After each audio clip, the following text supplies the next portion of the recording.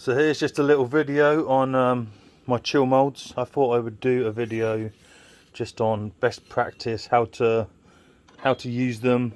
I did a video like this for my branding irons, so I thought I would also do one for chill molds, and then I'm going to do one in the next few days again, hopefully, for my lead stamps. Just for people. Some people ask questions, and it's handy to just send them the link to this video and say, watch the video, it'll give you some pointers. So I understand I've got this camping stove on at the moment, warming this skillet. I would normally have a respirator mask on, but just for this one quick video, you wouldn't be able to hear me if I had the respirator mask on, so I do have a door open over there, and yeah, so I'm just going to show you this video. So this is the one that's just been finished. Possibly, well no, probably is the most detailed mould I've made yet. They're changing. The more I make, the more I learn, the more I change on them, try to make them better, make them easier to, easier to extract from the mould. They pretty much just fall out easily now. I'm always trying to change them. You can see it's actually on an angle because I actually wanted to get it as large as I could out of the block of material. They're much deeper than they were when I originally started, so I've gone for a lot more depth in it now. And next edition is probably going to be, you can just sort of see that I've put some marks on the top there. Planning to add like a wooden handle, just like a little wooden handle, so you can just tip it out, or you can just hold it, tap it, and they just fall out. At the moment, obviously, this gets extremely hot. Once you've done a couple of, or even just one, once you've done a couple of pours, they get extremely hot. And I jiggle it about with a sort of spanner and a sort of knife, just to sort of flip it over. But I think if it had a handle on there, move it away obviously from the block so the heat doesn't transfer, then you should be able to tap that out. That might be quite a nice addition. So with the molds, basically you need to melt your lead. I don't just rely on this. I also use a blowtorch, so I will use that in a second to actually. I'm using the camping stove mainly just to get the skillet hot and keep the skillet hot. You see, I've added a wooden handle addition to mine because I did think that with welder's gloves that you'd be alright to hold the handle, but I was very wrong on that, very wrong, and so don't attempt that. I just added a wooden handle. It stops the temperature travelling down. You can just hold that, pour it. Bit chunky, but right, so that's just warming up. That's just going to get the skillet up to temperature. I will just scuff off the slag before I pour it. So what I like to do with mine is, that was just a scrap one.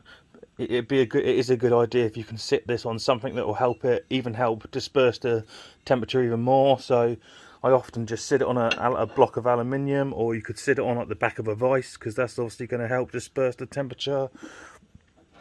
Cold concrete, I suppose, would do. I'm not ideally sticking it on a wooden bench. I think anything you can stick it on that also helps take away some of the heat is handy. So as that's melting down, what I would normally do is on my first one, I normally will give it a blip of the blowtorch. I'll give it a little bit more than that in a minute before I pour, but I don't heat it up too much, but just a little bit because obviously the brass is extremely cold naturally, especially at this time of year in my workshop. Just to give it a little bit of temperature in there.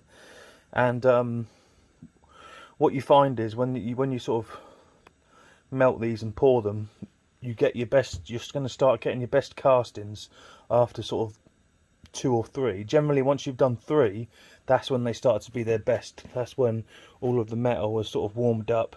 From number 3 onwards, you're going to start getting your best pours.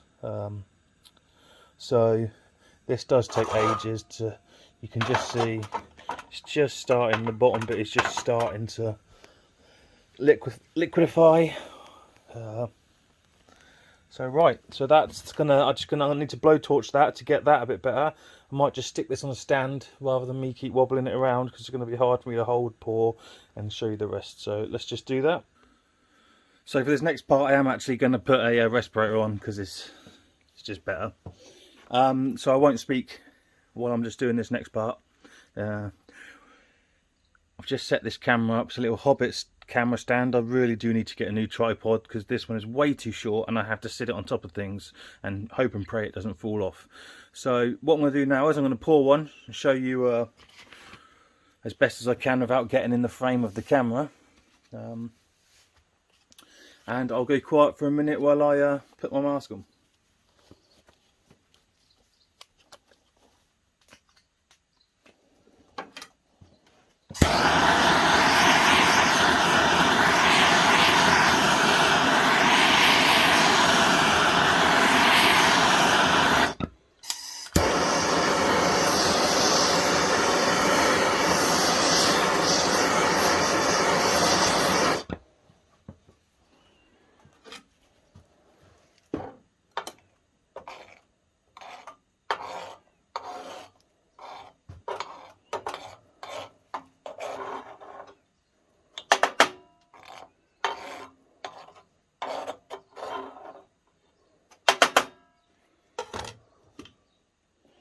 Ideally you want this as hot as possible, so the sort of, as you can see, it's going purple.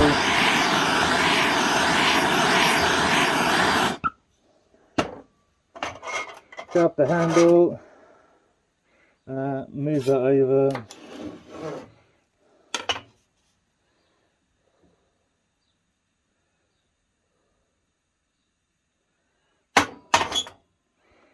Takes about 15 to 20 seconds.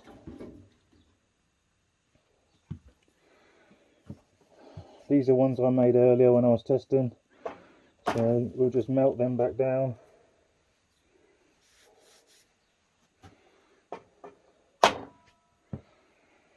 That should be it. That should be now at about, should be cool enough to, so the reason I'm going to put a handle on this is so you don't have to mess about like this. I just put that on my knife, flip it, and there it is, it's out. That easy.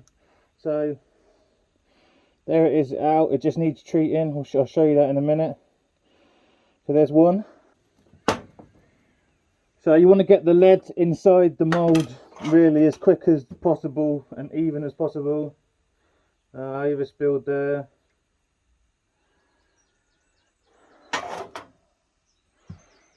Little bit of excess comes off easy though. You can see, look, it's already, it's not even set and it's already, you can try and lift it out of the mould. Just give that about another 5 seconds. So with that little bit there, I could just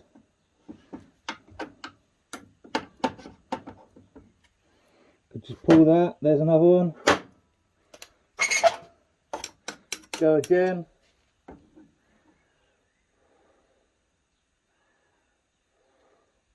I've made them a lot deeper so that they self-level far easier. So you haven't got to worry so much now about getting it nice and flush with the top. The fact that they're much deeper means you can stop early, you can stop pouring earlier, and the lead, as long as it's on a level surface, will self-level. So with the handle, you literally, I will add it, but you can just, that's all it takes, just a tap. There's another one. Just turn that off.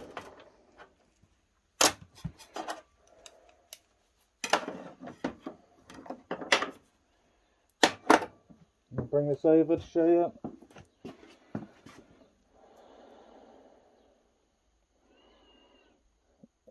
I'm not touching it because it's extremely hot still. The actual castings do cool down pretty fast though. So there's that. Right, what I'm going to do now is move over to the next stage. So I'm just going to reset the camera up and I'll just show you how to finish them. Right, so do try and excuse the mess. Well, you can't see it in this shot. I've taken it all out. So once you've now cast them like that.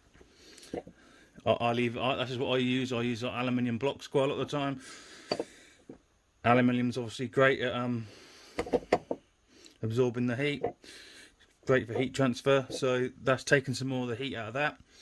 And then what you do is, once I've got it down to the end here, is you use this one from Bondit. It's Patination oil. So you're just going to get some of that on a rag. I always use the same rag because it's still absolutely soaked. It's still got a lot. It just sort of stays on it. But you'll massively see a change. Not straight away. You see a bit of a change now. Like on some of them, you could see some heat spots in the centre. That'll be gone once you wipe it with the oil.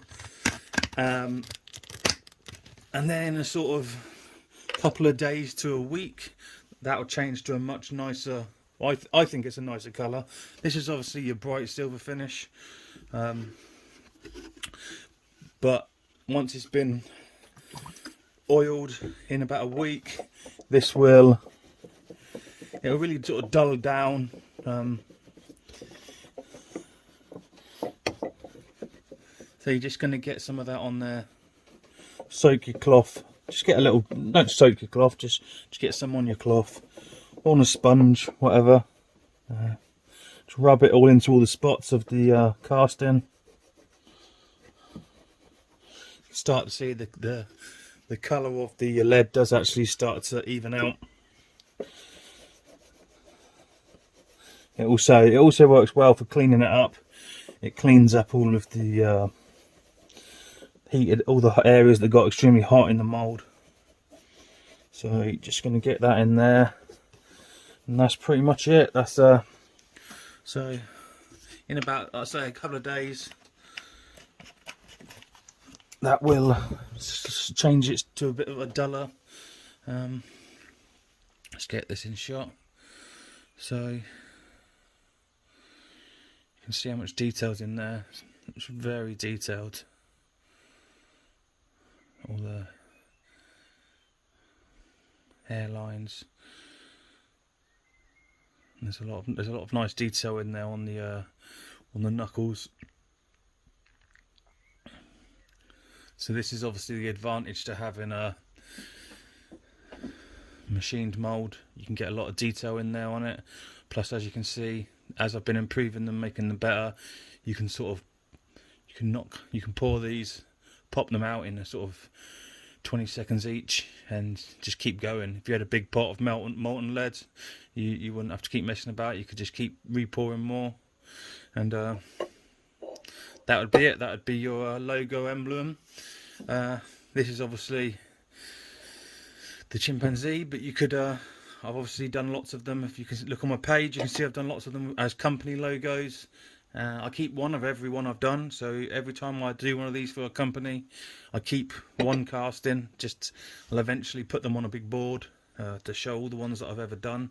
But yeah, love making these more unique, different ones. I do love making the sort of emblems. So if you're interested in having a mould made yourself, get in contact, and I hope anybody that's bought a mould, this video is useful to them, helps you get better results from yours. Just the back of it there, so you can see it's pretty nice and flat. Lead's super soft and easy, so if you did just have a couple of little marks, you could just quickly run a file over them. But thanks for watching. This has obviously been just a instructional video on how to use the moulds. And I will be making one. I have actually already started preparing to make another video on using the lead stamps. We'll be making that over the next few days and get that posted up as well. So thank you very much for watching. Like, share and subscribe. Leave any comments if there's anything else you'd like to see in the videos. I will soon, as the workshop's getting tidied more, it's almost fully finished with the insulation, etc. now, I will go back to making some more of my sort of own ideas. to mix in there with these sort of moulds, stamps, branding irons. I will get back into making some more of my own woodworking ideas, metalwork, etc. So, thank you very much. It's good to see you all, and speak to you all again soon.